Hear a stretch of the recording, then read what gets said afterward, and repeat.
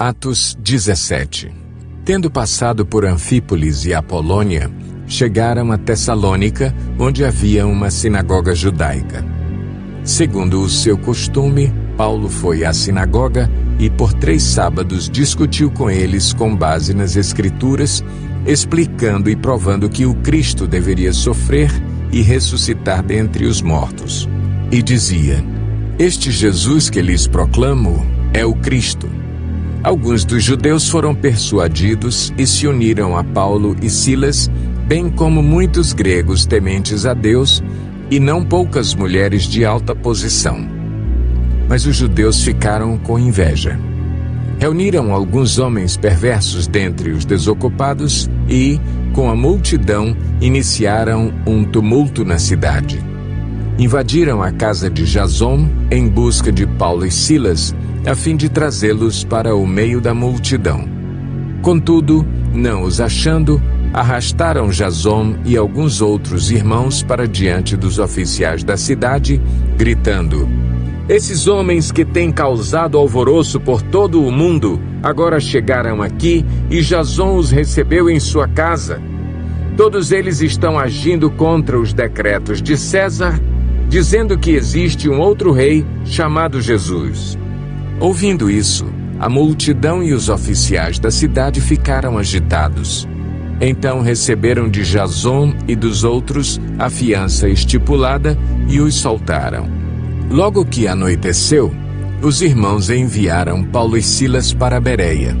Chegando ali, eles foram à sinagoga judaica. Os bereanos eram mais nobres do que os tessalonicenses, pois receberam a mensagem com grande interesse, examinando todos os dias as Escrituras para ver se tudo era assim mesmo.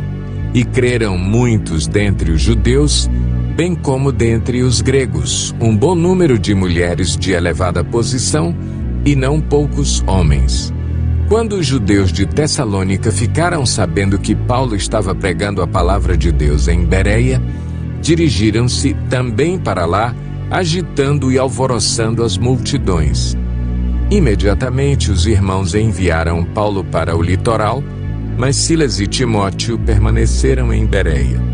Os homens que foram com Paulo o levaram até Atenas, partindo depois com instruções para que Silas e Timóteo se juntassem a ele, tão logo fosse possível. Enquanto esperava por eles em Atenas, Paulo ficou profundamente indignado ao ver que a cidade estava cheia de ídolos. Por isso, discutia na sinagoga com judeus e com gregos tementes a Deus, bem como na praça principal, todos os dias, com aqueles que por ali se encontravam. Alguns filósofos epicureus e estoicos começaram a discutir com ele. Alguns perguntavam: O que está tentando dizer esse tagarela? Outros diziam: Parece que ele está anunciando deuses estrangeiros, pois Paulo estava pregando as boas novas a respeito de Jesus e da ressurreição. Então o levaram a uma reunião do Areópago, onde lhe perguntaram: Podemos saber que novo ensino é esse que você está anunciando? Você está nos apresentando algumas ideias estranhas e queremos saber o que elas significam. Todos os atenienses e estrangeiros que ali viviam não se preocupavam com outra coisa senão falar ou ouvir as últimas novidades. Então Paulo levantou-se na reunião do Areópago e disse: Atenienses, vejo que em todos os aspectos vocês são muito religiosos, pois, andando pela cidade, observei cuidadosamente seus objetos de culto e encontrei até um altar com esta inscrição: Ao Deus desconhecido. Ora, o que vocês adoram, apesar de não conhecerem, eu lhes anuncio.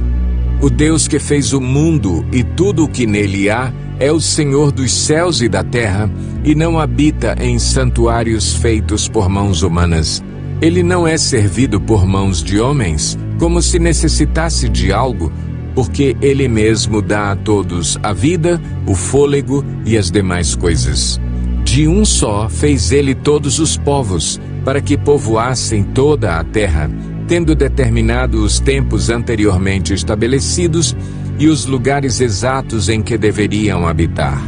Deus fez isso para que os homens o buscassem e, talvez, tateando, pudessem encontrá-lo, embora não esteja longe de cada um de nós. Pois nele vivemos, nos movemos e existimos, como disseram alguns dos poetas de vocês. Também somos descendência dele. Assim, visto que somos descendência de Deus, não devemos pensar que a divindade é semelhante a uma escultura de ouro, prata ou pedra, feita pela arte e imaginação do homem. No passado, Deus não levou em conta essa ignorância, mas agora ordena que todos, em todo lugar, se arrependam, pois estabeleceu um dia em que há de julgar o mundo com justiça por meio do homem que designou. E deu provas disso a todos, ressuscitando-o dentre os mortos. Quando ouviram sobre a ressurreição dos mortos, alguns deles zombaram e outros disseram: a esse respeito nós o ouviremos outra vez. Com isso, Paulo retirou-se do meio deles. Alguns homens juntaram-se a ele e creram. Entre eles estava Dionísio, membro do Areópago, e também uma mulher chamada Dâmaris, e outros com eles.